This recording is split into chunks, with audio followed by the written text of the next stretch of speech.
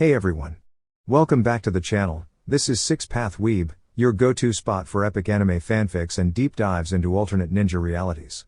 Today, we're diving into part 5 of our ongoing fanfic series, Naruko and the Power of the Adamantine Chains. Get ready for more action, twists, and powerful Uzumaki vibes. Disclaimer, this content is purely for entertainment and discussion. I do not own any of the anime footage or characters featured here. All rights go to their respective creators and copyright holders. Now, let's get into it. Enjoy the story. Naruko's thoughts about Kakashi had gradually changed over the years, much like her steady reintegration into Konoha society. During her time spent living in the forest, she had often observed the masked shinobi from afar, a mixture of curiosity and caution marking her gaze as she outmaneuvered both Kakashi and his teammate, sometimes even literally, when she felt bold enough. After returning to the village, Kakashi had become a steady presence in Naruko's life. At first, she viewed him with suspicion, tolerating him as a sparring partner. But over time, he earned her trust and even a sense of camaraderie, slowly becoming one of the few people she could rely on. Though her past had left her cautious and slow to open up, Kakashi's consistent actions helped bridge that gap. Still, at this moment, Naruko couldn't help but imagine playfully setting his bright white hair aflame out of sheer frustration. "This is ridiculous." Sakura's voice pierced the stillness of the morning, causing Naruko to flinch just slightly. "He's almost 3 hours late. How are we supposed to respect him if he can't even show up on time?" Her not-so-subtle glance at Sasuke clarified exactly whose opinion she cared about. Though Naruko rarely agreed with Sakura, this time she found herself silently supporting the sentiment. Even Sasuke, who often ignored his admirers, made a quiet, annoyed noise in response to Kakashi's tardiness. Naruko had arrived first at the training field, a good half hour before her teammates, concerned that Kakashi might set up one of his surprise challenges. She'd experienced enough of those in the past to develop a healthy level of suspicion toward the silver-haired Jonin. Sasuke and Sakura arrived just before the scheduled meeting time, and Naruko allowed herself to relax slightly when no surprise attack occurred. But as the minutes turned into hours, her calm turned into confusion, then irritation. Still, her pride wouldn't allow her to express her frustration in the same way Sakura did. As the third hour passed and Naruko began considering her options, perhaps finding Kakashi and bringing him back, or just slipping away for a bowl of ramen, a familiar figure finally strolled into the clearing. The shock of white hair and small orange book made him instantly recognizable. "Good morning, everyone." Kakashi called out cheerfully, completely ignoring the disapproving looks being thrown his way. "I'm so happy to see you all here on time. I can't stand it when people ignore simple instructions." It took a few seconds for his words to fully register through the collective fatigue and annoyance. "You told us to meet you 3 hours ago." Sakura burst out, clearly exasperated. Kakashi's one visible eye rose slightly in reaction to her tone. "Did I? I must have lost track of time helping an elderly woman rescue her pet from a tree. They really don't climb well," he said with a shrug. Naruko had learned to take these types of stories with a grain of salt. Kakashi was full of unusual excuses, but even she thought 3 hours was excessive. The other two looked too stunned to respond. "Now that I'm here," he continued, "I'm sure you're wondering why I asked you to come today." His gaze swept across the trio, and Naruko was sure she saw a smile beneath his ever-present mask. "We're going to do a little test." The last word carried an unmistakable tone of amusement, and Naruko immediately tensed. "That's not a good sign," she thought, narrowing her eyes. "What kind of test?" Sasuke asked, speaking for the first time that morning. His tone was calm, and he leaned casually against a wooden sparring post. "It's simple," Kakashi replied, holding up 2 small bells. "There are 2 bells and 3 of you. I'll set a timer for 1 hour. At the end, anyone holding a bell will officially join Team 7. The one who doesn't get a bell will return to the academy for more training." He paused, watching their surprised expressions. "If it makes you feel any better, you've already passed once. I'm sure you can manage it again." As Naruko's mind raced through every match she'd ever had with the Jonin, none of which she had ever won, Sakura began to voice her displeasure. "That's not fair. How can you expect new Jinan to take on a Jonin during our first day? You're just making it harder for Naruko and me to stay on the same team as Sasuke-kun. And since when do teams have fewer than 3 members?" Kakashi's eye narrowed slightly at her assumptions, but he kept his tone even. "There are plenty of examples. Anbu teams and certain special operations often consist of just 2 members. In fact, I spent 10 years in Anbu and perform best that way." With a sunny tone, he pulled an old-fashioned egg timer from his vest pocket, twisted it, and set it down on one of the posts. "Well, what are you waiting for?" he said casually. "I don't care what strategy you use, but if you don't have a bell by the end, you won't be moving forward with the team. And one piece of advice, don't hold back. You'll need to give it your best effort." That final comment was all it took for the team to spring into action, though each in their own way. Sasuke lunged forward first, engaging Kakashi with quick strikes, even though the Jonin hadn't yet put away his book. Despite using only one hand, Kakashi smoothly blocked all of Sasuke's attempts, never taking his eye off the page. Sakura opted for a more cautious strategy, launching a set of practice kunai ahead of Sasuke before stepping back to assess the situation. It was a textbook support maneuver, relying on timing and awareness to create an opportunity. Naruko, meanwhile, watched carefully from a hidden position, her mind already forming a plan. She knew this wasn't going to be easy, but she was determined not to be left behind. In contrast to the others, Naruko had immediately leapt backward the moment Kakashi spoke, placing as much distance as possible between herself and their instructor while keeping a sharp eye on the seasoned Jonin. Her thoughts were racing, analyzing every possible strategy to obtain one of the bells.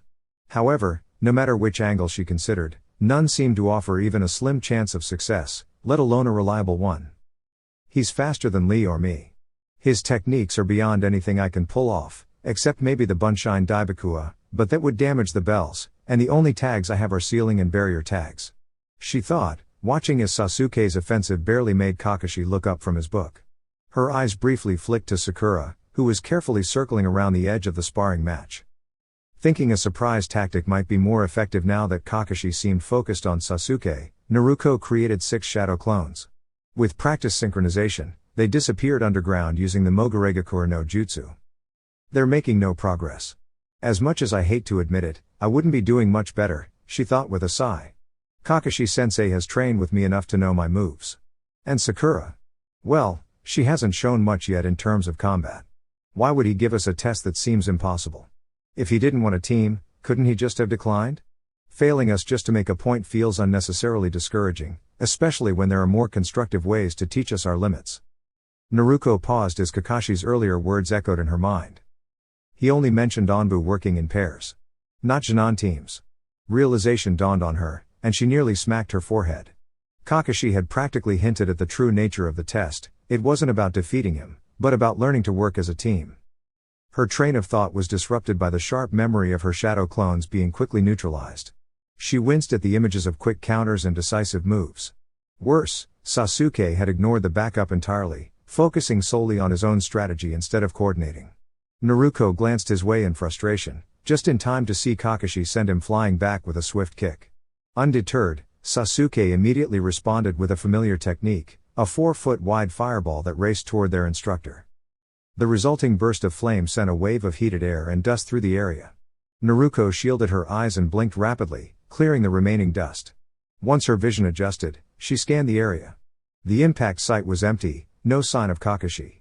Both Sasuke and Sakura were also searching frantically for their instructor. Suddenly, Naruko felt a faint tremor beneath her feet. She immediately realized what had happened and sprang into motion.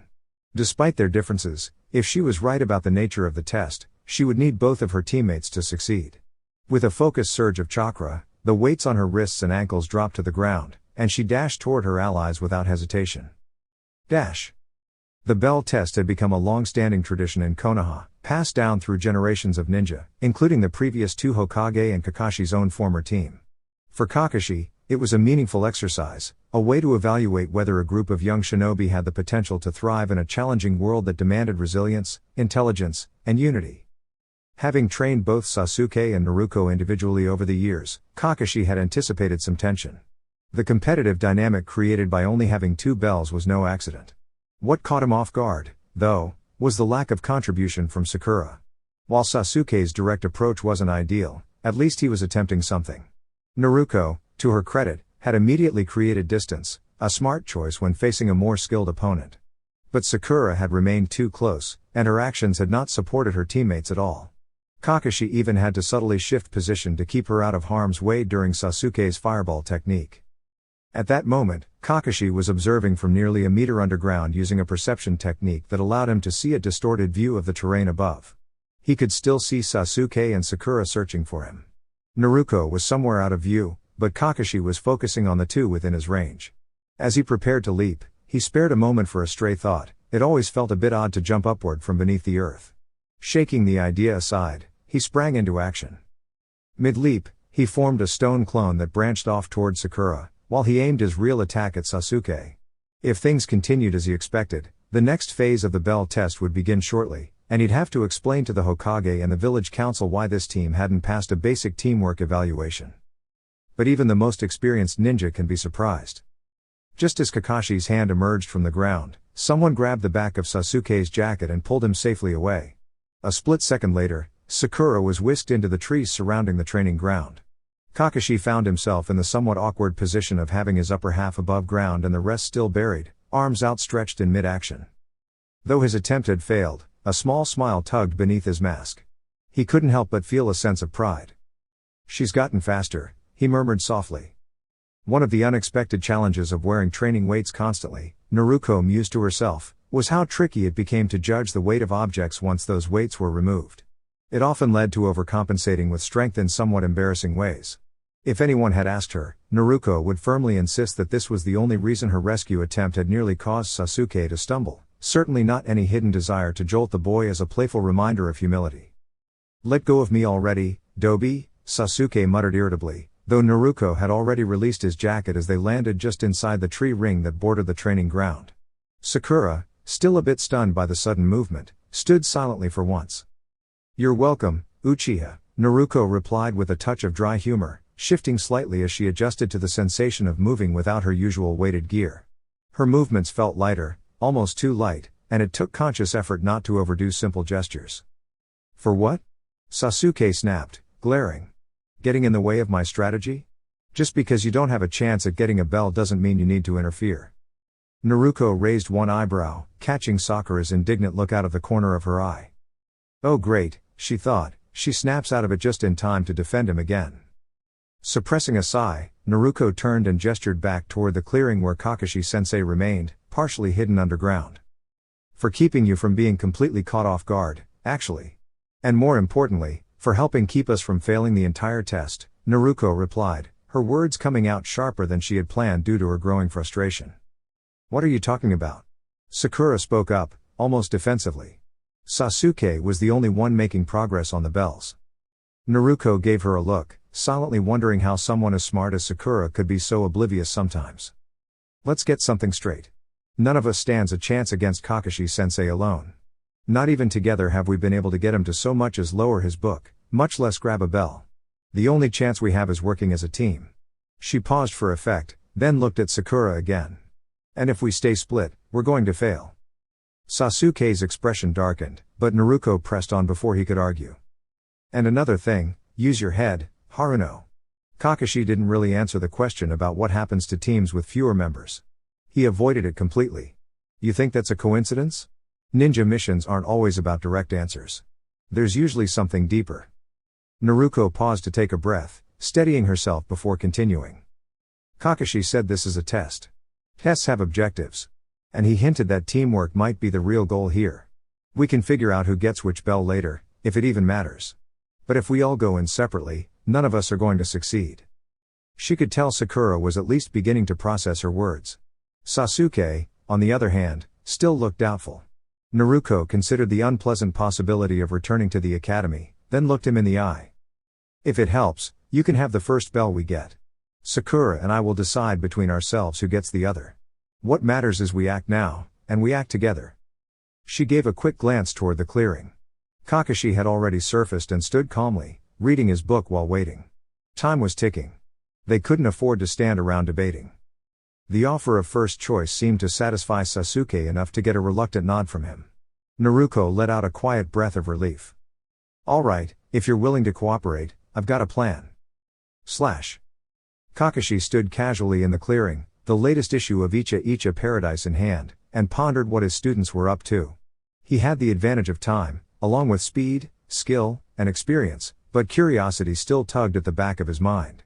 They hadn't shown themselves in a while. Were they regrouping? Giving up? He flipped a page, his eyes scanning the text, when two figures broke from the tree line and ran directly toward him. It was Sakura and Sasuke, splitting off several paces from him to approach from opposite sides. A classic distraction tactic, he noted. Even as Sakura hurled her shuriken and Sasuke came in with a punch, Kakashi kept his focus on the book. Predictable. He sidestepped the shuriken effortlessly and redirected Sasuke's punch with a gentle deflection, letting one of the dulled blades bounce harmlessly off his arm before he tapped Sasuke back with a firm kick to create space. Just as he finished the movement, he felt a sudden surge of chakra beneath him, several signals appearing from underground. Without surprise, he watched as several Naruko clones erupted from the earth.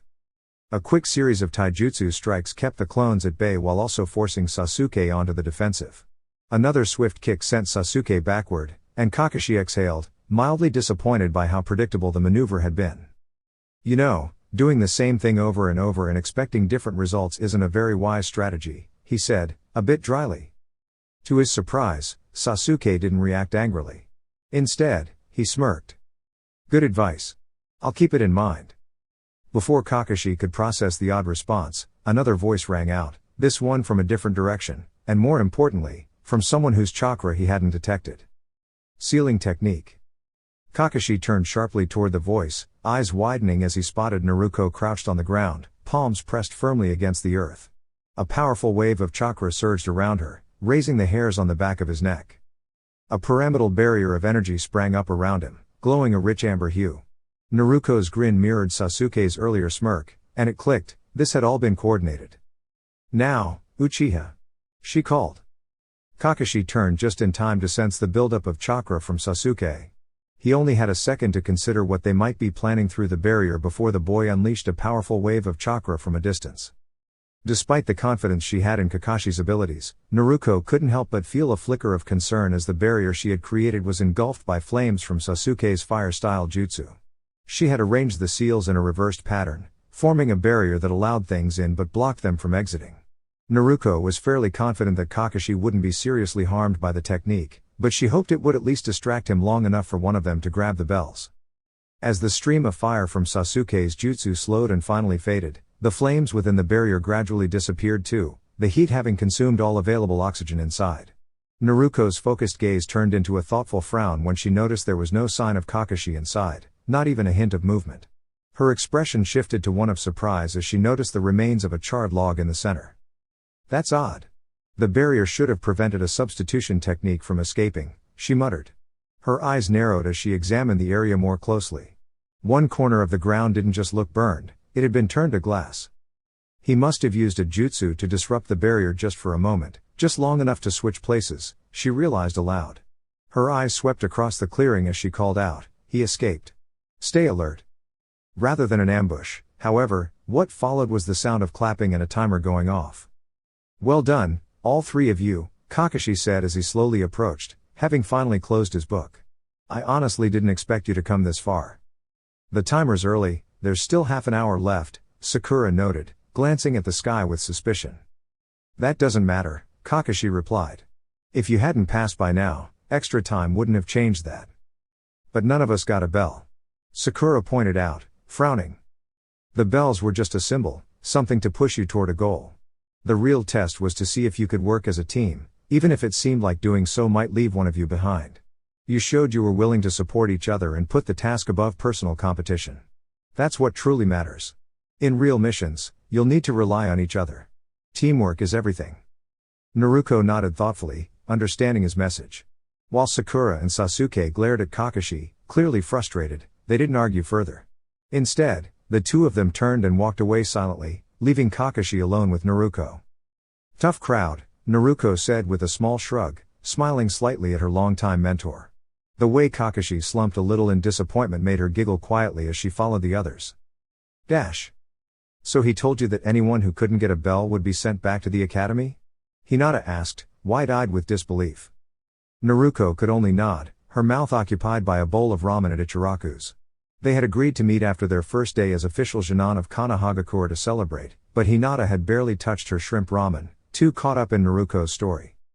That's just unfair, Hinata exclaimed, a rare scowl forming on her usually calm face. He knows how tense things are between you, Haruno, and the Uchiha. That test was practically designed to make things harder for you. Naruko couldn't stop a smile from creeping across her face.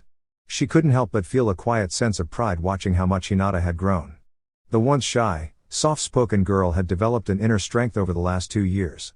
She still wasn't loud, but she no longer hesitated to voice her thoughts, especially when it involved protecting someone she cared about.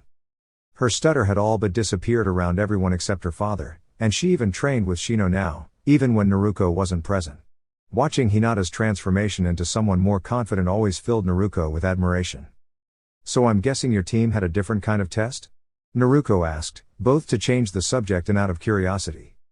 "Yes," Hinata replied. "Kurenai-sensei had the 3 of us try to track her in the forest. Since we're a scouting team, she wanted to test our tracking abilities." Naruko tilted her head. "But with your Byakugan, plus Kiba's nose and Shino's insects, wasn't that easy?" "She used shadow clones at first to buy herself time, then hid her presence really well. Shino said she used something to block her scent too, so we had to start from scratch." Hinata finally smiled with pride. "It took nearly the full hour, but we found her just in time." Finally taking a bite of her ramen, she realized how hungry she was. Naruko finished her own bowl and waved to Ayame for a refill, her 5th since they'd arrived. If Hitomi or Hisashi had been there, they definitely would have scolded her for eating so much, but today she could indulge freely. "Well, at least one of us has a normal team," Naruko joked. "We start missions tomorrow, and I can only imagine what they'll think is worthy of the great Uchiha." Her voice was tinged with sarcasm, but Hinata simply gave her a mysterious smile. No matter how Naruko pressed, Hinata wouldn't say what she found so amusing about the idea of team missions. Naruko let it go eventually, but she couldn't shake the feeling that Hinata knew something she didn't. Kakashi stood outside the Hokage's office shortly after noon, waiting patiently for Hiruzen to acknowledge his presence and invite him in. After what felt like a small eternity, during which he became increasingly engrossed in his small orange book, a brisk enter prompted him to push the door open and step inside. "Ah, Kakashi, just the person I wanted to see," Hiruzen greeted warmly. The unusually tidy state of his desk likely contributed to his good mood. He gestured toward the empty chair in front of his desk, and Kakashi took a seat. "So, how did the test go?" Hiruzen asked with genuine curiosity. "They passed." "Barely," Kakashi replied, eyes peeking above his book. "Barely? I would have expected Naruko and Sasuke to be able to support Sakura through most of the challenges appropriate for their level. What kind of test did you use?" Hiruzen asked, clearly puzzled. "The bell test," Kakashi responded, prompting Hiruzen's eyes to widen. "You used the bell test on a team where 2 members struggle to get along and one is stuck in the middle? Were you planning for them to fail?" Hiruzen asked, a hint of disbelief in his voice. "No," Kakashi replied calmly. "I wanted to prepare them for the reality of teamwork. I know there are conflicts between Sasuke and Naruko, and some tension between Naruko and Sakura too. But if they can't learn to cooperate during a mission, it's better they train more rather than face serious consequences on the field due to lack of trust." Hiruzen leaned back thoughtfully, fingers steepled as he processed Kakashi's reasoning. "You may have a point. Still, it feels like a missed opportunity to sideline 2 students with such strong potential," Hiruzen mused aloud. "The girl's getting quicker," Kakashi commented, smoothly changing the subject to something less philosophical. "Oh?" Hiruzen's interest returned. "You mentioned she occasionally trains with Guy and Lee. A speed increase would be expected." "That's what I thought, too," Kakashi said with a small grin. "But there's more to it. Her weights haven't increased in over a year, but she still moves like she's carrying extra resistance. She's also using more advanced seals during sparring sessions. Every few weeks, it looks like she's added more resistance for a few days, but I never see any extra weights on her." "You suspect resistance seals," Hiruzen concluded. Kakashi nodded. Hiruzen frowned slightly. "Those are advanced techniques. Even our elite sealing units sometimes struggle with them. You think she figured them out at 11? Kakashi shrugged. "What else has she used against you?" "Barrier seals, storage seals, triggered seals, suppression techniques. Once she tried to make a knockout seal, but it ended up discharging in a large area unexpectedly. It didn't work properly, but the effort was impressive." "I remember hearing about that incident," Hiruzen recalled. "Keep me updated. If she's developing her own approach to sealing techniques, that could become quite valuable." Kakashi rose, recognizing the meeting was over. As he walked toward the door, Hiruzen spoke again. "Oh, and Kakashi?" He paused. "Tell Naruko congratulations from me." Kakashi nodded and left the room. Kakashi, Though he'd never say so, always found amusement in watching his students adjust to the reality of their first missions. The academy taught skills, theory, and exciting tales of legendary feats, but the truth was less glamorous. Gathering fallen fruit or painting fences rarely matched the stories they'd grown up with. "This is such a waste of time," Sasuke muttered as he picked up another overripe fruit. Konoha's pleasant climate made such cleanup a regular chore, especially in less trafficked areas. Kakashi glanced at Naruko, who stood about 15 yards away with her own set of gloves and collection bag. Her fingers twitched, stopping just shy of forming a hand sign, likely for the shadow clone technique. When they began this mission, Kakashi had asked her not to use it. While Naruko had the reserves to maintain dozens of clones easily, he wanted the task done the old-fashioned way. It was about learning patience and cooperation. "Not happening," he muttered under his breath, watching the three of them. If not for the fact that they were doing the same job, one could barely tell they were a team. Sasuke and Naruko didn't speak, and while Sakura tried to start conversation with Sasuke, he barely responded.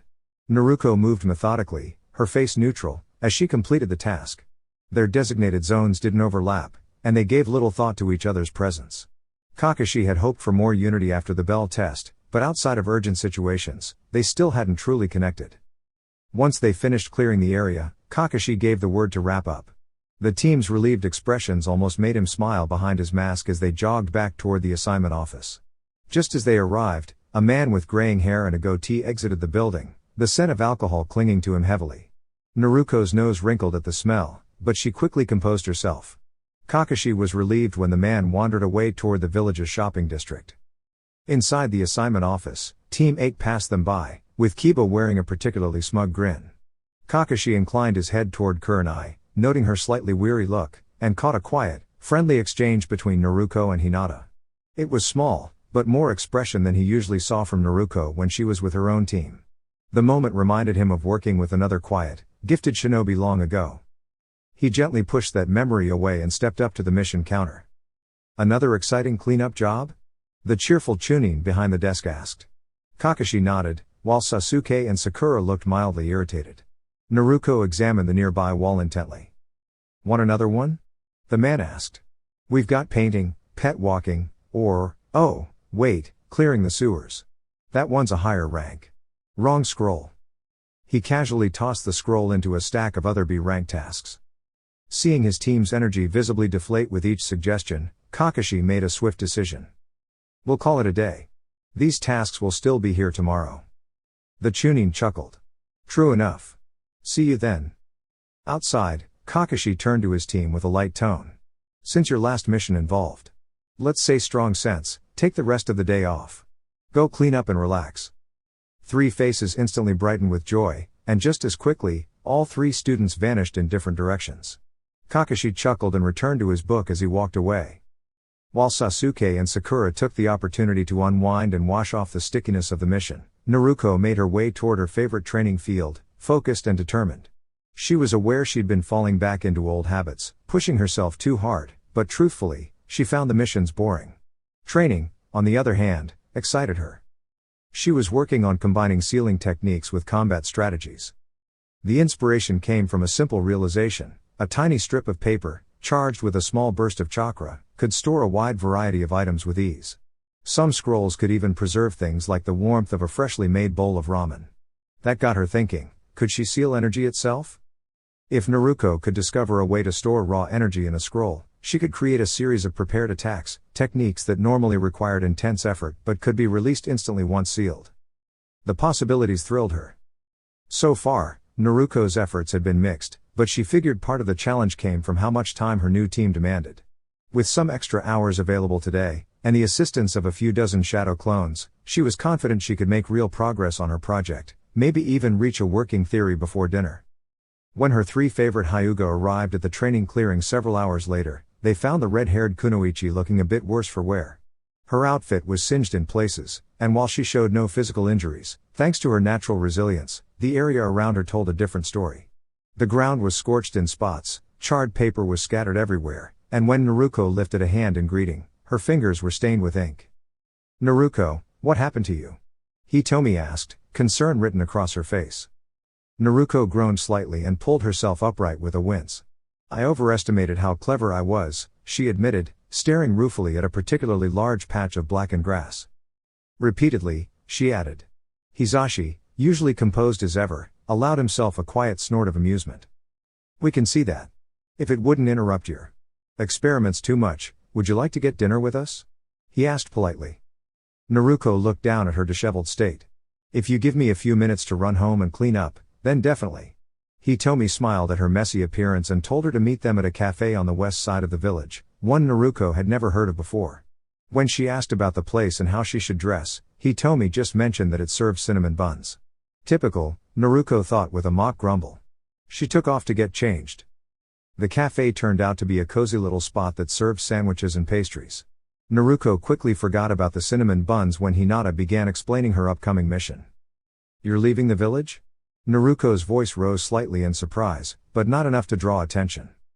Hinata nodded, cheeks slightly pink. Yes. It's just an escort mission to Nami no Kuni. Kurenai-sensei said we should only be gone for a week, and at worst, we might run into some bandits. Naruko's expression grew a little more serious. The word should didn't inspire confidence. Missions beyond the village walls always had some risk. Still, she forced herself to smile. Congratulations, Hinata. You'll do great. I bet you'll be back before you even miss home. If anyone noticed the slight tremble in her voice, no one said anything. Even though their departure time was set for 7 a.m., Hinata had been up and fully ready by 5. She spent the early hours carefully checking her gear, sharpening her tools, and trying to calm her nerves. By 6, she couldn't sit still any longer and headed to the village gates to wait. Though the gates were still closed at that hour, the guards were present, and she found a bench to sit on as the sun began to rise. She was mildly surprised when a familiar figure approached, Shino, quiet as always. You're here early. Did you sleep well? He asked, his formal tone softened by familiarity. I did, thank you. I was just eager to get started. Shino nodded and stood nearby, the two falling into a comfortable silence. Kurenai arrived not long after and gave them a brief nod of approval for being early. As 7 a.m. drew closer, however, Hinata grew increasingly anxious over Kiba's absence. He finally appeared, rumpled and eating breakfast on the go. A firm look from their sensei silenced any excuse he might have offered. Nearly 40 minutes later, their client arrived, stumbling slightly, disheveled, and clearly having had a bit too much to drink. The smell alone made Hinata's eyes water.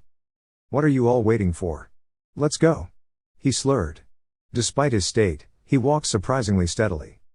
You're nearly 45 minutes late, Tazuna-san, Kurenai said, her tone chilly but composed. He looked like he might argue but quickly backed down when he saw her hand brush near her weapon pouch. Instead, he muttered a half-hearted apology, and they set off. Though they had practiced escort formations, Hinata soon realized that simulations were nothing compared to the actual exhaustion of staying alert for hours on end. Shino kept a steady vigil, though it was difficult to tell behind his dark glasses. Kiba, on the other hand, seemed more distracted than watchful, and Hinata learned early on that using her Byakugan constantly would drain her chakra too quickly. The journey, paced for a civilian like Tazuna, would take them much longer than a regular ninja team. After midday, Kurenai switched formation positions, allowing for a slightly looser setup. They hadn't seen any signs of trouble yet, and Hinata allowed her mind to drift to what Nami no Kuni might be like. She was picturing cool weather and wet streets when she suddenly noticed something alarming, a puddle. Kurenai had just stepped around it, but Hinata's instinct screamed a warning. Before she could call out, the puddle erupted, revealing two attackers connected by a chain. Time seemed to freeze as the chain wrapped around Kurenai, but instead of any harm, the form vanished in a cloud of water and leaves. Hinata barely had time to process the trick before acting.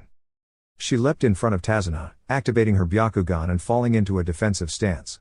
Kiba charged in recklessly without activating his technique and was quickly knocked back. Shino intercepted a follow-up attack, managing to avoid serious harm and released his insects. The attackers began to struggle as the Kikaiku swarmed them. One attacker broke the chain connecting them to avoid the swarm, but as he charged at Shino again, he stopped short, frozen and trembling. Kurenai emerged from the trees, her genjutsu having taken hold. Hinata glanced at the figure she'd thought was Kurenai earlier and saw it was just a log. Relief flooded through her. Shino confirmed that his insects had only drained the attacker's chakra, not harmed him seriously. Excellent work, Kurenai said calmly. She commended Hinata for protecting the client and gave Shino a quick check to ensure he wasn't reacting to any toxins from the fight. After subduing the attackers, Kurenai pulled them into the forest for questioning. The Genon stayed behind, keeping a protective watch over Tazana. They didn't ask what went on during the questioning. When Kurenai returned, she went directly to Tazana. "Why were those attackers after you?" she asked firmly. Tazana looked visibly nervous, but finally confessed. "It's Gato. He's taken control of our country's ports and trade. The bridge I'm building threatens his hold, and he doesn't want it completed." Kurenai absorbed the information and responded with careful seriousness. "That makes this a higher risk mission. We'll still complete it, but we'll renegotiate your payment once we reach Nami no Kuni." Tazana nodded, grateful. The team, though shaken, was united in purpose. They would continue the mission, and help bring hope to a struggling nation. They reformed their patrol formation after a short rest, Kurenai leading in front and Hinata taking the rear. This time, however, Hinata was noticeably more proactive with her Byakugan, constantly scanning their surroundings. She had decided it was better to be cautious and prepared than caught off guard again. Her instinct proved right less than 30 minutes later, when her vision picked up two individuals standing on the side of a tree, just beyond the road. One wore a Kiri Hunter Nin mask, and the other carried an exceptionally large sword. Hinata subtly signaled to Kurenai and waited as her sensei quietly approached. "What is it, Hinata?" Kurenai whispered, keeping her attention on the path ahead. "There are two people nearby, one with a Hunter Nin mask and the other with a very large weapon," Hinata began, but her words faltered as she saw the sword wielder effortlessly swing the oversized blade and fling it forward. "Get down," she shouted, immediately dropping low to the ground. She watched with relief as Kurenai swiftly shielded Tazana, bringing him to safety. Shino and Kiba responded instantly, dropping down in sync. The warning came just in time. The large spinning blade swept overhead and embedded itself into a tree nearby. Hinata blinked, momentarily confused as the figure who had thrown it vanished, only to reappear perched atop the handle of the embedded weapon, seemingly arriving with a swirl of mist. "Not bad. I really thought that would catch someone. You even protected the builder," the masked figure said, his voice low and slightly muffled by a cloth. Hinata stood, regaining her stance, and noticed Kurenai's eyes widen slightly before narrowing in concentration. "Momochi Zabuza, known from the hidden mist. I didn't expect to see you here," Kurenai said calmly, though her stance was alert. "They rarely do," Zabuza replied with a chuckle, then tilted his head. "I don't know your name, so allow me to make an offer. Leave the builder with me, and your team can go on safely." Kurenai's eyes sharpened, her team instinctively forming a protective circle around Tazana. "You know we can't do that. Our mission is to escort him to Nami. Turning back isn't an option," she said with a small, confident smile. Zabuza raised a hand in response, and a soft mist began to creep over the area, thickening with every second. "A professional answer," he said evenly. "Let me return the courtesy by keeping this short." The mist thickened rapidly, veiling Zabuza from view. Kurenai quietly murmured a curse as the team closed in tighter. Heart, lungs, throat. So many choices, Zabuza's voice echoed ominously through the fog, causing everyone to shift uneasily into their defensive positions. Hinata focused, activating her Byakugan, the mist slightly distorting but not hiding the flow of chakra. She quickly located Zabuza circling them and opened her mouth to call out a warning, but he moved swiftly, emerging beside Tazana. His expression shifted in surprise, however, as he was intercepted. Hinata had already acted, her Juken strike forcing him to leap back. Zabuza's gaze landed on Hinata with clear surprise. "How did you see?" He paused, then narrowed his eyes. "A Hyuga." In an instant, he shifted to her side, sword swinging. Hinata barely completed a substitution technique before impact, a faint scratch the only sign of how close the attack had been. Meanwhile, Kurenai sprang into action, appearing behind Zabuza with a burst of speed. She brought her kunai down toward his shoulder, and the blade sank into his neck, only for water to gush from the wound. It had been a clone. Her surprise was short-lived. Behind her, another Zabuza appeared.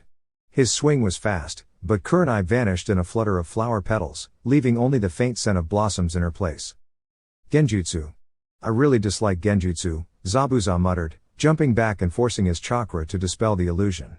The scent faded, just as a flurry of shuriken whistled toward him. He blocked them, eyes darting to find the source. "Nice trick. But it won't last," he called out, searching. A movement behind him made him duck just in time to dodge a kunai, which sliced the air he had just vacated. He turned, and found Kurenai partly merged with a tree, her body disappearing within as the trunk burst into petals again. Layered illusions or fast reapplication. She's skilled, Zabuza muttered, leaping toward the river and rapidly weaving hand signs. Suryudan no Jutsu. The water surged and coiled into the shape of a dragon, glowing eyes peering through the mist. With a mental command, Zabuza launched the water dragon forward, sweeping the area. For a moment, he feared it had failed. Then came the telltale shimmer, an illusion breaking, and his surroundings came back into focus. He grinned under his mask. Not bad at all. But not enough. He created 3 water clones, but his expression shifted, his body suddenly felt heavier, drained. Something was wrong. Kurenai noticed the slight stumble and the surprise in his eyes. I didn't think that would stop you. That's why we had a second plan, she said, nodding toward his chest. Zabuza looked down, and froze. His torso was covered with a swarm of small, quiet insects, sapping his chakra reserves. He immediately released a water technique to wash them away, but the damage was done. His chakra was dangerously low. Facing the 4 Konoha shinobi, Zabuza repositioned near a tree, trying to keep all of them within view. His clones collapsed as his chakra weakened. Kurenai noted the change. The battle was shifting. She eyed her team, calculating the next step. Shino, she called softly. The Aburame turned toward her, calm and ready. Restrain her, Kurenai instructed calmly. Nodding, Shino extended his arms outward. Zabuza's eyes widened as 2 large clouds of insects streamed from Shino's sleeves, directing themselves swiftly toward their target. Before the insects could reach him, however, several small needles flew out and struck Zabuza in the neck, causing him to lose consciousness and slump forward. The insect swarms paused, then gradually returned to Shino's sleeves as a figure clad in the attire of a hidden mist hunter nin appeared beside Zabuza. Thank you for handling this situation, Konoha shinobi. I've been pursuing her for quite some time, the figure said with a neutral tone. Just as Kurenai was about to respond, Hinata quickly stepped to her side, her Byakugan active and her stance prepared with precision. She was with Zabuza before the ambush, Kurenai-sensei, Hinata said urgently. Her words immediately set Kurenai on alert, and Shino swarms began moving toward Zabuza's still form again. However, the hunter nin formed a hand sign and vanished in a swirl of water, taking Zabuza with her. She helped Zabuza escape, Kiba exclaimed. We should go after her. There's no need, Kurenai replied with a shake of her head.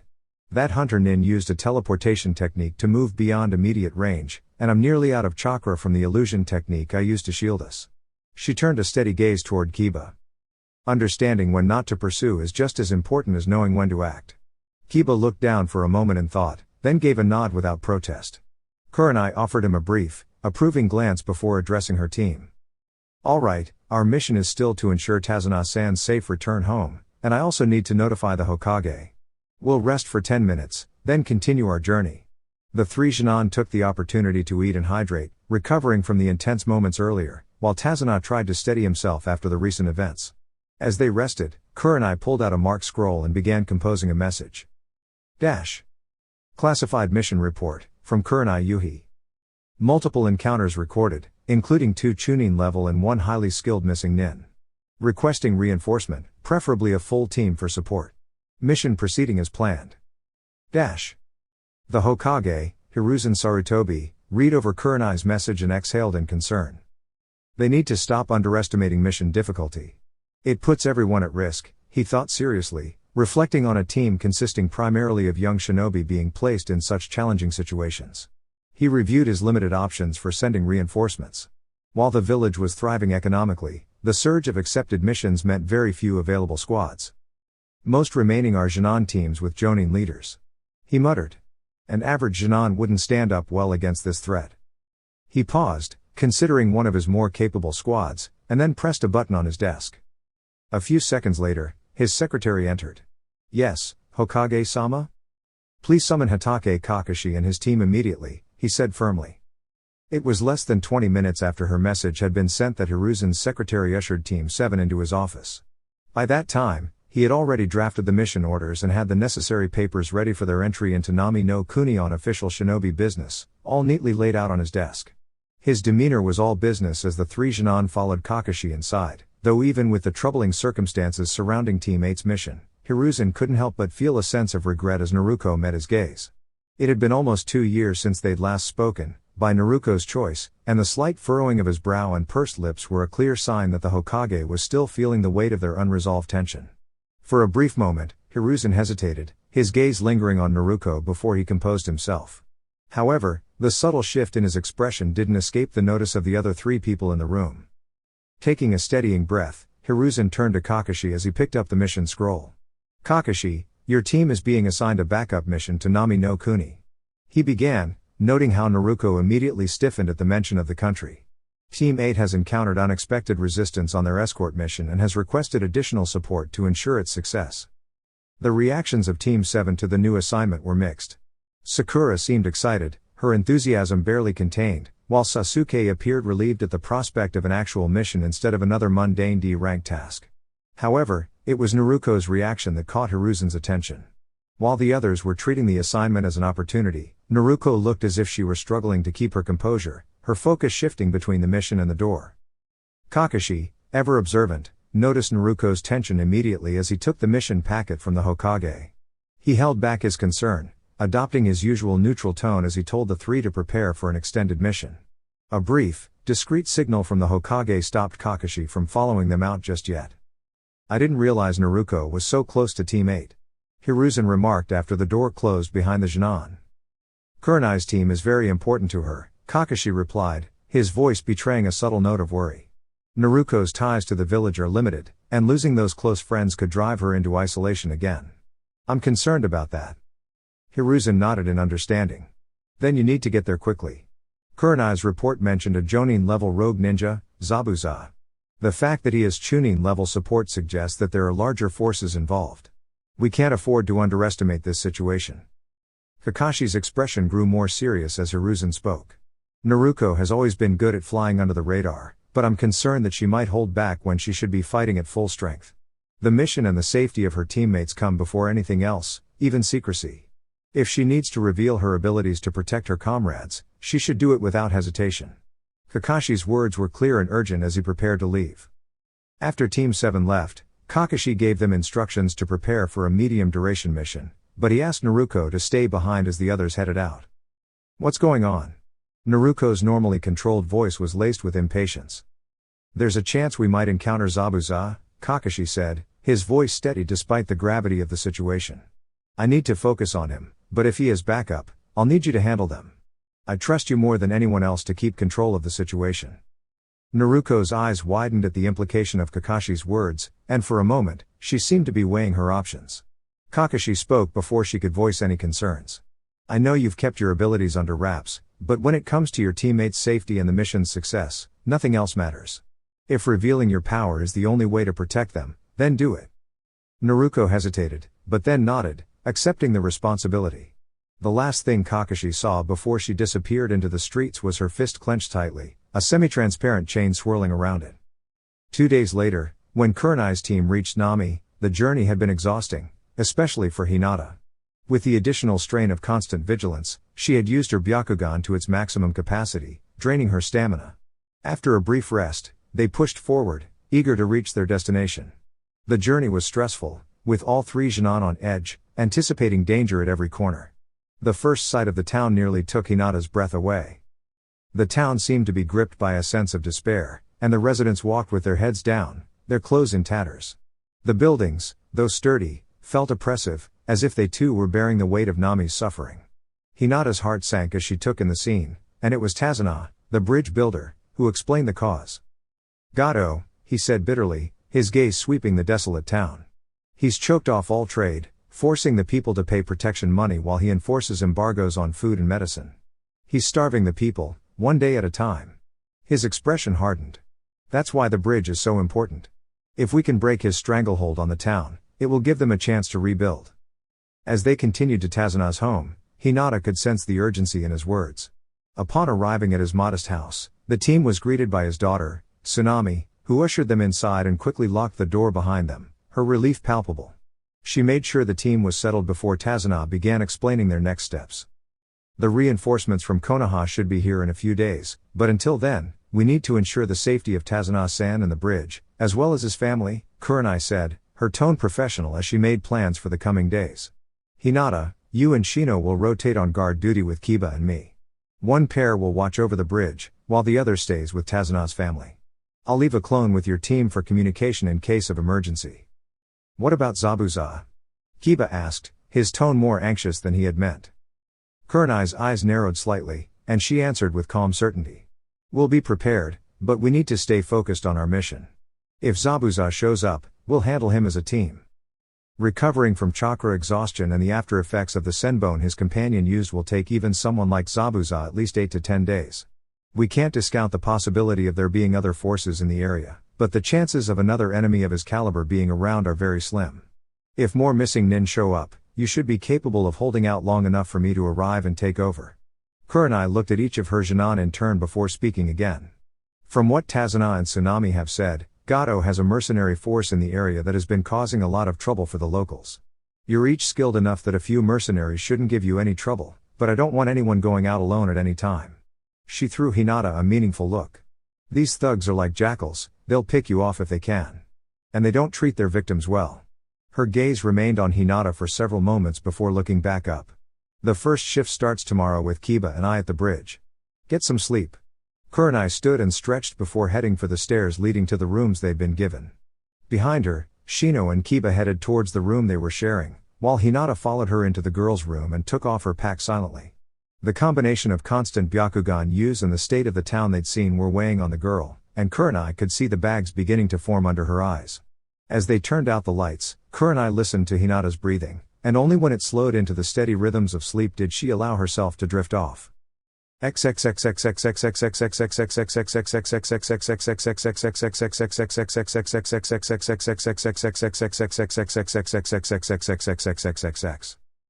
probably said something about Zabuza's life up to this point that waking up to angry yelling was not only unsurprising but inconsequential in the grand scheme of things. You extorted a king's ransom from me, and the first time another ninja shows up, you get your asses handed to you, and you expect me to treat you with respect? Even without his highly trained senses, Zabuza could have identified Gato's high-pitched voice anywhere.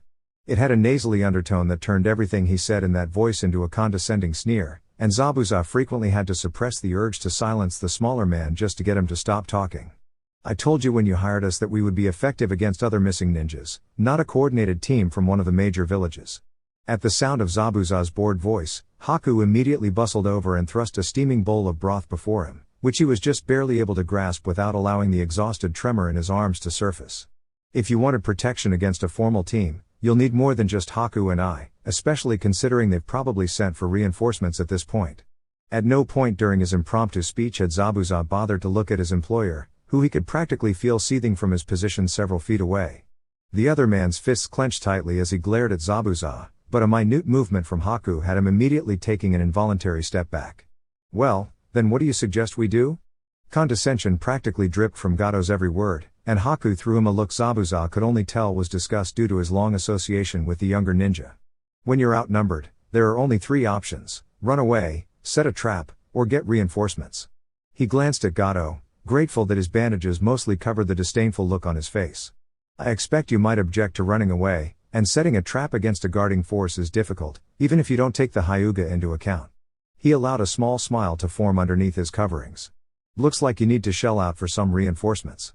If looks could kill, on non-shinobi, with the breadth of strange things out there, a technique for that could very well exist. Zabuza would be a smoking crater, but Gato nodded and moved off. You think he'll actually hire anybody worth associating with? Haku asked in a low voice, her irritation with the short man obvious. Gato might be a cheap son of a. But he doesn't skimp when it comes to his own hide. Whether they'll be good enough to stand up to the reinforcements is the question. Zabuza replied as he laid back on his pillows heavily. His body still felt weak and sluggish after the combined chakra exhaustion and the near-death state Haku had put him in. Make sure our escape route is clear. If Konoha sends more than we can handle, we'll need a way out, and quickly.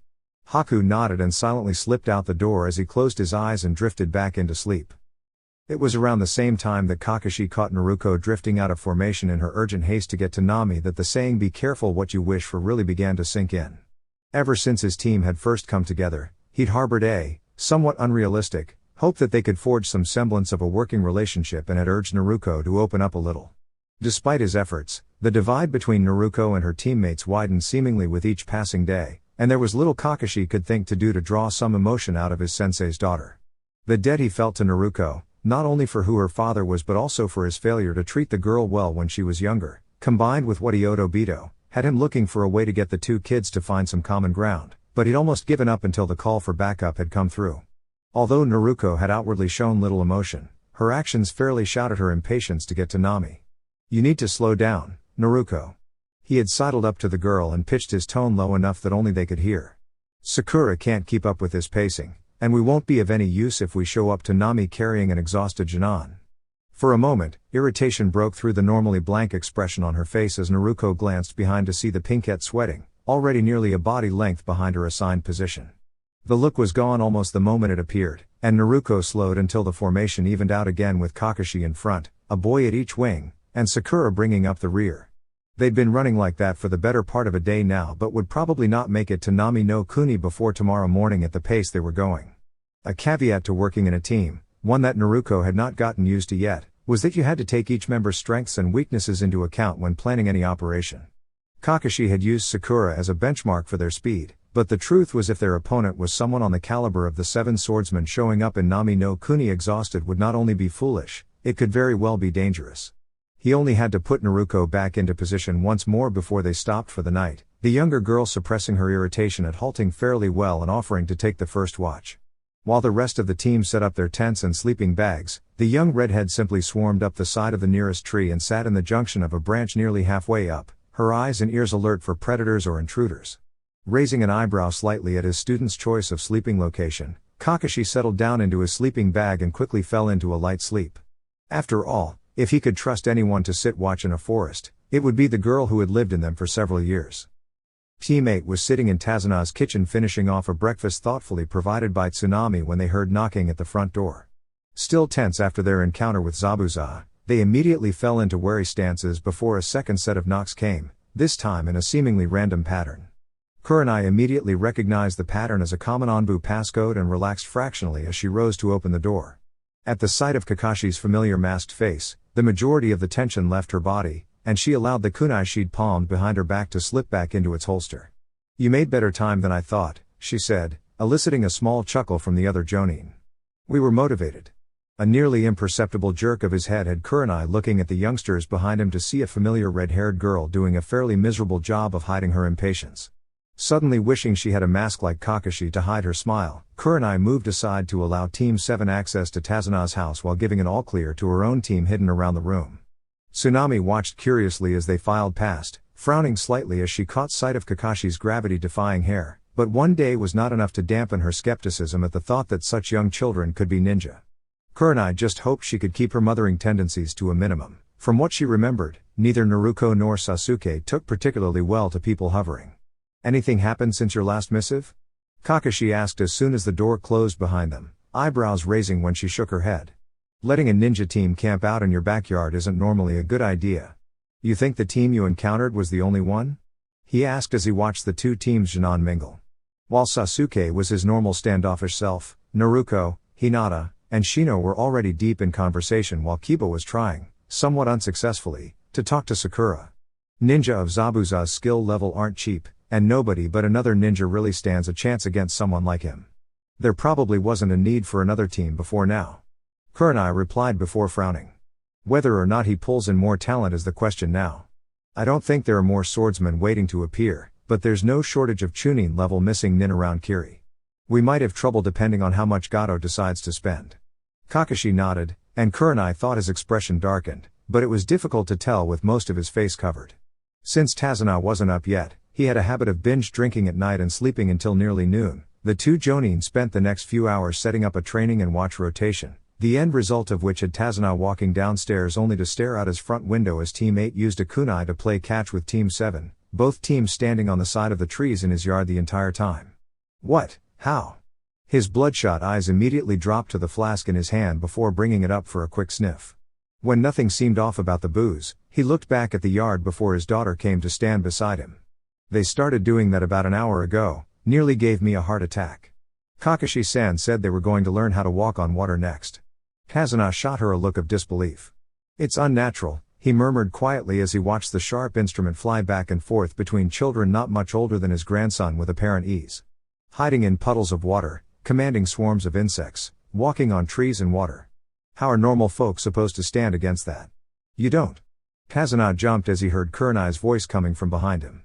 He turned to see the ruby-eyed woman drinking a glass of water before she put it down and looked back at him. You hire ninja to fight ninja, that's our job. Just as nobody expects that I would have no idea how to build a bridge, neither are you expected to know how to fight a ninja. She placed the empty glass in the sink with a quiet, thank you to Tsunami before heading out the front door and leaving a pensive Kazuna behind. This place looks worse the second time through, Naruko said softly to Hinata as they walked through what had obviously once been the main street of the town. With the increased manpower brought on by the arrival of Team 7, they were splitting their duties, one pair to guard the bridge, one to guard the house, one to patrol the town, and one pair resting. They switched tasks every 12 hours to keep everyone fresh, and right now, Hinata and Naruko were paired together on patrol. Kazuna said Gato has been exploiting them for a long time, Hinata replied in the same quiet tone, her expression saddened as she saw a boy in threadbare clothes hurriedly run into a nearby building at their approach. He also said Gato sends men into town every so often to collect rent. Her face darkened at the mention of it. Almost makes me wish some of them would come into town now, Naruko said, her tone matching Hinata's somber mood. Despite her normally kind nature, Hinata agreed. From what she could see, it almost seemed kinder to free everyone from this oppression rather than make them continue living under such harsh conditions. As the town was quite small, their walk through the main street only took about half an hour, and as they left the main area, the buildings became more and more dilapidated. As they passed what had once been a tailoring shop, Naruko's keen ears caught an unwelcome sound. Please, I don't have anything more to give you. You've taken everything already. The voice of a panicked woman carried through the nearly abandoned street. A quick glance from Naruko showed that the few remaining residents had already disappeared from sight. Cowards, Naruko thought, her mind briefly flashing back to Hinata's past experience. Hinata activated her Byakugan, her eyes narrowing as she took off running toward the source of the woman's cries without saying a word. Hinata, wait. Naruko called out, but the Hyuga heiress only increased her speed, darting toward the alley. Naruko hurried to catch up with her, and as they reached the alley, Naruko froze, realizing that it was not just Hinata who had entered the space. The first thing Naruko noticed was the two men standing at the far end of the alley. They were armed with short blades, dressed in crude leather clothing with mismatched pieces of armor, and appeared unaware of the two newcomers. Naruko could hear the sound of laughter coming from one of them. Their focus was entirely on the end of the alley, and what she saw there made her heart ache. A young woman, barely out of her teens and visibly pregnant, was trapped in the alley, hemmed in by the two men. She was still pleading with them in a desperate voice. Naruko could feel her anger rising as she noticed one of the men speaking. Not everything, the man's voice was filled with a predatory tone. There are other ways to pay than money. The woman's expression became even more terrified, and Naruko felt a surge of chakra, realizing it wasn't her own but coming from Hinata. For the first time in all her time knowing Hinata, Naruko saw a face full of rage and hatred as Hinata moved forward. The men barely had time to react. The first one pulled his blade from its sheath, but before he could strike, Hinata's swift movement rendered him immobile. She expertly disabled his leg, and before he could recover, she struck him with precision, targeting his shoulders, remaining leg, and the center of his chest in a rapid, almost fluid sequence. Within moments, the man was incapacitated, his body going limp. You'll regret that, you little. The second man growled, drawing his blade and glaring at Hinata. He turned his attention to the woman, eyeing her with malicious intent. And when we're done, I'll know just how to. Hinata's chakra flared once more, a wave of power so intense that the ground beneath her cracked as she advanced. In an instant, she was in front of the second man. Her palm struck his forehead with such force that blood seeped from his eyes, nose, and ears. He gasped in disbelief before collapsing to the ground in an instant. Hinata stood there for a moment, her anger palpable, before she slowly looked down at her hands, her expression unreadable. Naruko reached out and gently shook her shoulders, trying to bring her back to reality. After what felt like an eternity, Hinata finally met her gaze. Her eyes were filled with a profound sorrow that made Naruko's heart tighten. Before Naruko could say anything, Hinata's legs gave out, and she collapsed into her arms. With a startled shout, Naruko caught her and lifted her into her arms. Turning to the woman Hinata had protected, she asked urgently, "Can you make it home on your own?" When the woman nodded, Naruko concentrated for a moment. A ring of chakra appeared around her wrists and ankles, and in the blink of an eye, she disappeared, vanishing from sight as she rushed to get Hinata to safety. The sight of two genin bursting through the front door of Tasuna's house, one carrying the other, was not something Tsunami would have been prepared for under any circumstances, especially with Gato's thugs nearby. Kakashi-sensei, Kurenai-san. Naruko's panicked voice pulled Tsunami from the living room into the front hall immediately. Naruko. What happened? She exclaimed upon seeing Hinata. I'm not sure, I need to see Kurenai-san or Kakashi-sensei, Naruko said, visibly distressed. Seeing the usually calm and composed Naruko in such a state shocked Tsunami. Kurenai-san is guarding the bridge with Kiba-san, and I think your sensei was outside training with the others. Naruko was gone before she finished speaking, the sound of the door slamming shut being the only evidence of her departure. Tsunami quickly moved to the unconscious Hinata, checking to confirm that she was still breathing. She then rushed to the kitchen to get a cool compress. Although she wasn't sure what had happened to the girl, a quick check revealed a slight fever, which she knew how to handle. She had just placed the compress on Hinata's forehead when the door opened again, admitting Naruko and Kakashi, with Kakashi showing a level of urgency she hadn't seen from him before. What happened? Kakashi asked in a serious tone. We were on patrol when we found two men, likely Gatos, harassing a pregnant woman. When she said she had no money, they implied she could pay in other ways, and Hinata. She just snapped. I've never seen her like that before. Her chakra was visible. Kakashi's visible eye narrowed as he moved to the unconscious girl and placed a hand gently just above her navel. What happened to the men? He asked quietly, looking down at Hinata. They're gone, both of them. I think it was Hinata's first experience with that kind of thing. Naruko answered softly, her eyes downcast as she looked at her closest friend. Kakashi paused for a moment before lowering his headband and turning back to Naruko. You said her chakra was visible? Naruko nodded. She'll be fine, then. It's just mild chakra exhaustion. She'll probably sleep through the rest of today and most of tomorrow, but she should recover in a day or two. Naruko let out a sigh of relief as Kakashi stood up. I'll send a clone to handle the situation, Kakashi said, and a second Naruko appeared, nodding to Kakashi as she quickly left the house. We still need someone patrolling the town, especially after today. Can you create another pair of clones to take over? If what you said about Hinata's first experience is true, she'll need a familiar face nearby when she wakes up. Despite his years of experience in Onbu, Kakashi's voice carried an undercurrent of sadness. Another two Narukos appeared, and one of them transformed into a copy of Hinata as they departed. Kakashi followed shortly after. Meanwhile, Kurenai and Kiba were assigned to bridge duty for that shift, though Kurenai seemed more focused on watching her partner than the surroundings. Kiba. Please, control your partner. She shot a disapproving look at Kiba, who was trying to keep Akamaru from causing mischief. Kiba blushed slightly, and even Akamaru's ears drooped in embarrassment. Kemi, help me, this is like babysitting, Kurenai thought with a sigh. The quiet moments during guard missions always seemed to drag on. She reflected on her own days as a genin, wondering if her sensei had been as exasperated with her team as she was with Kiba now. Her musings were interrupted by a familiar shock of white hair cresting the bridge ahead of schedule, causing her to tense. Yo, Kurenai-san. You have a minute? Kakashi's relaxed tone seemed to ease the tension. She knew if it were urgent, he wouldn't sound so casual. She nodded to him, signaling for Kiba and Akamaru to keep watch as she moved away to speak with Kakashi. Any issues? She asked quietly once they were alone. Nothing too serious, but since Hinata is your student, I thought you should know. She and Naruko ran into some of Gato's thugs in town. Were they hurt? Kurenai asked, already dreading the worst. No, but according to Naruko, they were harassing a pregnant woman and suggesting she could pay them in other ways. Hinata. She snapped. She ended up killing them both. Kurenai closed her eyes and turned away for a moment. She knew how deeply Hinata cared for others, and this experience would not be easy for her to process. Where is she now? She's at Tasuna's with Naruko and Tsunami. Apparently, she was so angry, her chakra became visible, and she passed out after. It's just a mild case of chakra exhaustion. A couple of days rest, and she'll be fine. Kakashi avoided the more difficult part of the situation, choosing not to mention that there's no quick fix for the emotional toll of taking a life. Good. If anyone can help her through this, it's Naruko. Maybe Hinata can help him too, Kurenai said, but she noticed Kakashi's expression darken. Too late for that, he muttered softly.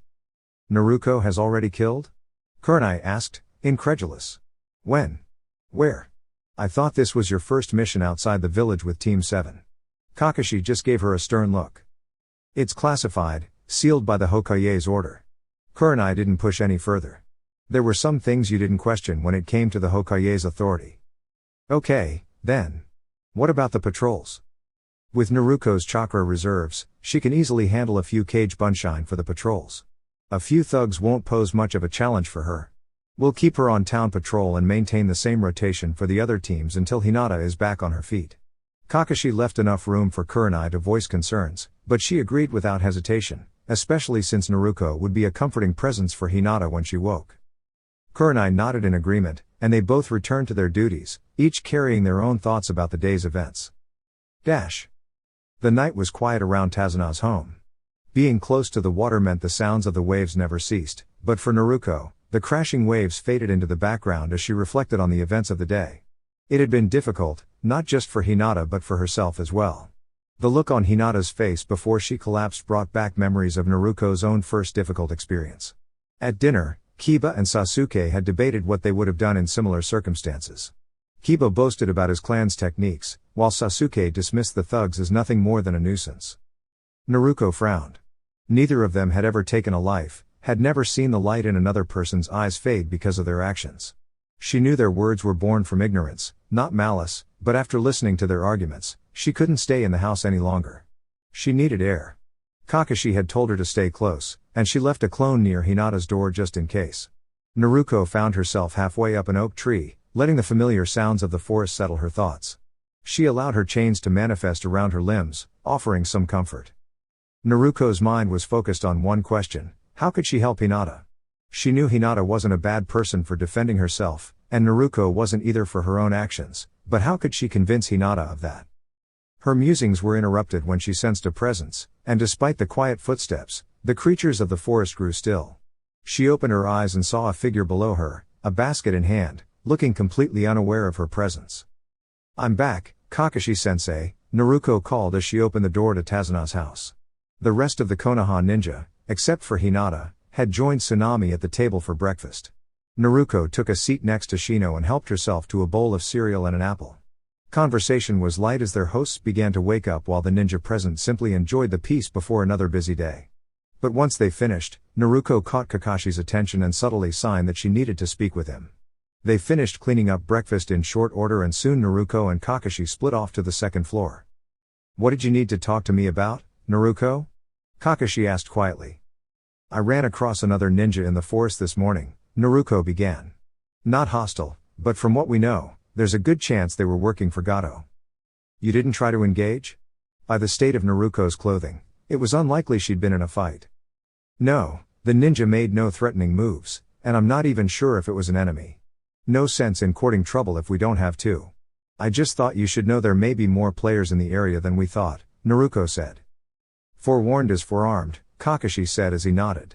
"I've got bridge duty today. Why don't you set a few clones in a sentry pattern, say half a mile out from the house? We don't need any surprises." Naruko nodded, and soon a dozen clones were on their way into the forest. "You're planning to stay with Hinata?" Naruko nodded, worry showing on her face. Knowing nothing she could say would alleviate her worries, Kakashi just squeezed her shoulder in silent support, earning a small smile from the girl. "Tazuna will be leaving for the bridge any minute. If anything happens, send a clone." Below them, they could hear Tazuna grumbling as he grabbed his coat and headed for the door, which prompted Kakashi's departure. As the front door closed, Naruko walked over to the door outside Hinata's room and sat down, silent in her vigil. It was nearly 4 in the afternoon before a stifled sob alerted Naruko that Hinata was awake. As silently as she could, she nudged the door open, entering the darkened room, and made her way to the bedside. Hinata was curled in a ball, oblivious to the world as quiet sobs racked her petite form, and Naruko felt a wave of sadness wash over her. She placed a gentle hand on her shoulder, and winced when Hinata shied away from her touch. "How can you stand to touch a monster like me?" Her voice was muffled, but the self-loathing came clearly. "You're not a monster, Hinata-chan. You saved that woman," Naruko said softly. "I killed 2 people yesterday. No, worse, I slaughtered them. They didn't even have a chance to fight back." A new round of sobbing shook Hinata, and Naruko was forcibly reminded of the days of self-recrimination she'd endured after Akihiro. She knew all too well the depths Hinata was in danger of sinking to. "If that's how you really feel, you can help me find that woman you saved," Naruko said, filling her voice with fake cheer. What? That woman you saved. If stopping those men from hurting her was wrong, the least we can do is finish what they started. It's the only honorable thing to do. So are you going to help me find the woman and continue from where they left off? The sobs had stopped, and Hinata was staring at Naruko as if she'd suddenly grown horns and wings. How? How can you even say something like that? That's terrible, she yelled. What, you're saying it's wrong to stop them? Naruko asked, her tone skeptical. Of course it's wrong, it's vile. Hinata's face was getting red now as her anger mounted. And extorting people? Yes. Hinata was nearly incoherent now. So stopping those men was the right thing to do? Of course. Hinata stopped mid-sentence as the truth blindsided her. Hinata, Naruko began gently, sitting on the edge of her bed and looking directly into her eyes. What you did was brutal, but necessary. Those weren't men, they were dangerous individuals who needed to be stopped, and what you did saved an innocent woman from being hurt. We're ninja, and sometimes stopping those who would harm others is part of the job. Sometimes it may seem harsh, but some people can only be stopped through force. Once again, Naruko reached her hand out towards her shoulder, but this time instead of flinching away, Hinata threw her arms around her and hugged her. Despite her aversion to contact, Naruko put her arms around her and awkwardly returned the hug as tears dampened her shirt. They stayed like that for several minutes before Hinata's breathing smoothed out, and Naruko looked down to find her sleeping peacefully.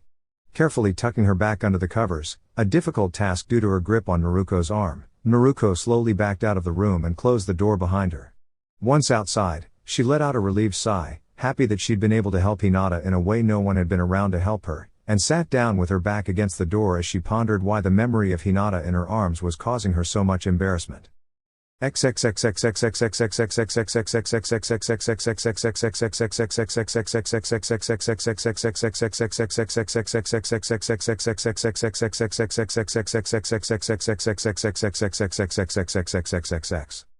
The next few days passed uneventfully. Hinata was able to leave her bed long enough to eat dinner the day she'd woken up, although she almost immediately fell asleep afterward. With Naruko's clones patrolling the town and woods around Tazuna's house, the rest of Teams 7 and 8 stuck to their guard rotations. With Ninja looking out for them, Tazuna's workers were making good progress on the final stretch of the bridge. Inari's belligerent attitude hadn't changed much at all since their arrival, but Naruko enjoyed Tsunami's gentle company and was even beginning to hope Gato might have just cut his losses after finding out about the Konoha ninja's presence. It wasn't until nearly 2 weeks after Team 8's fight with Zabuza, mere days away from the bridge's completion according to Tazuna, that Naruko was reminded that the world is rarely so idyllic.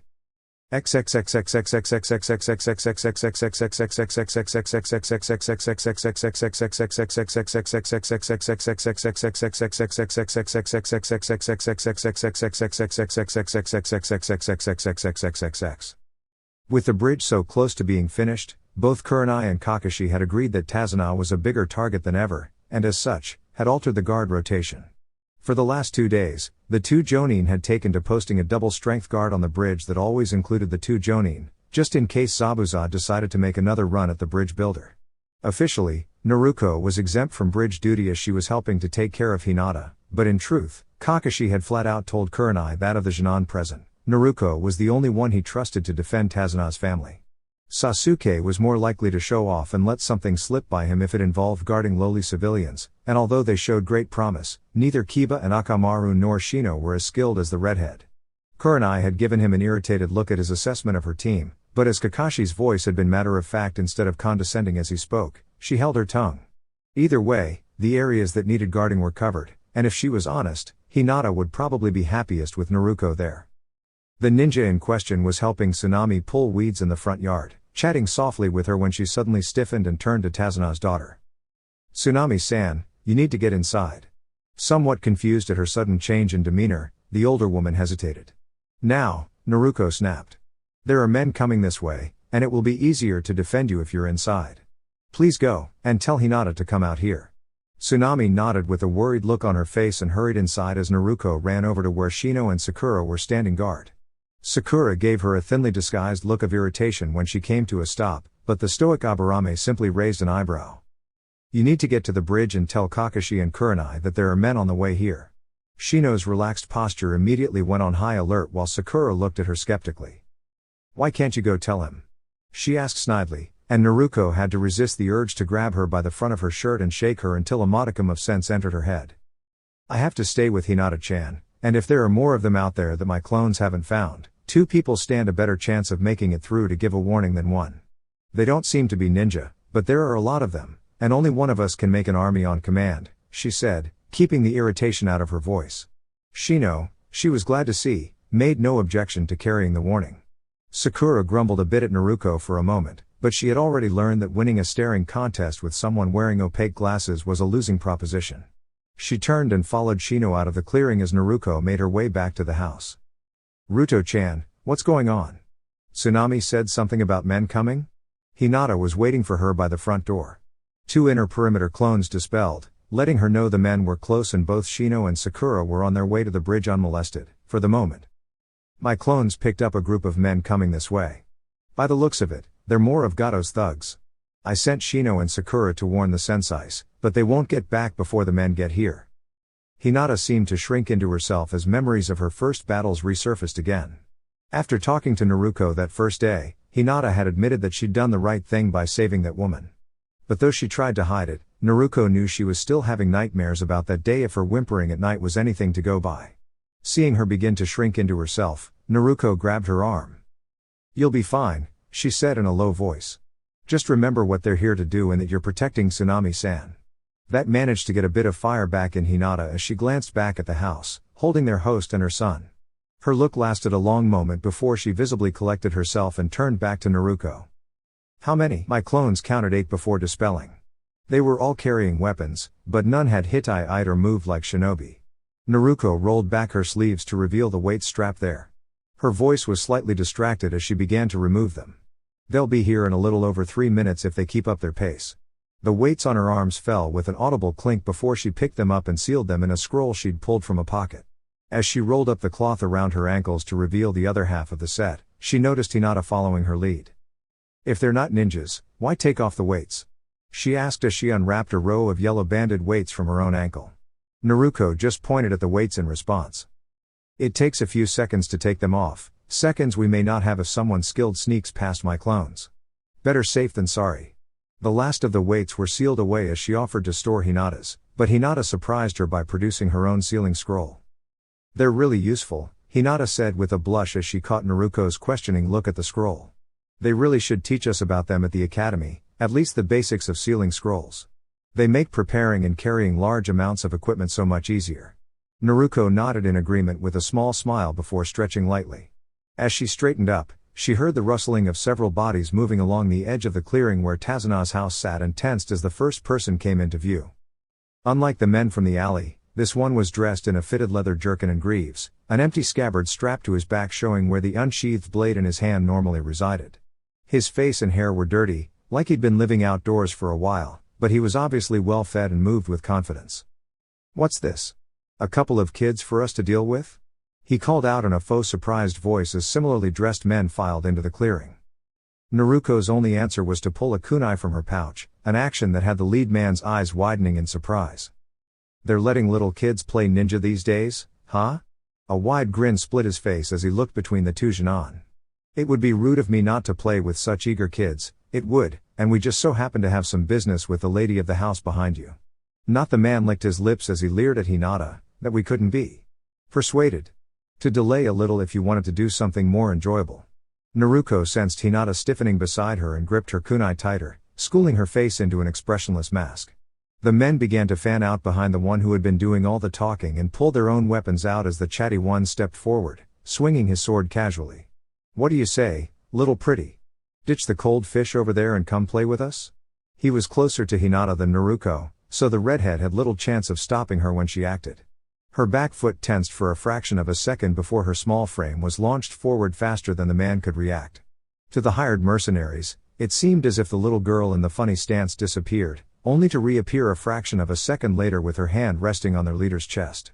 The man looked down at Hinata with a smirk as he felt her hand on his chest. "Couldn't wait to get a piece of me, huh?" he said before noticing her eyes. Fear flickered across his features as he saw the cold, unblinking stare she gave him. He stumbled back half a step before pain erupted all across his chest, radiating from the point where her hand had rested. "Wah." His question was interrupted as he coughed up a spray of blood.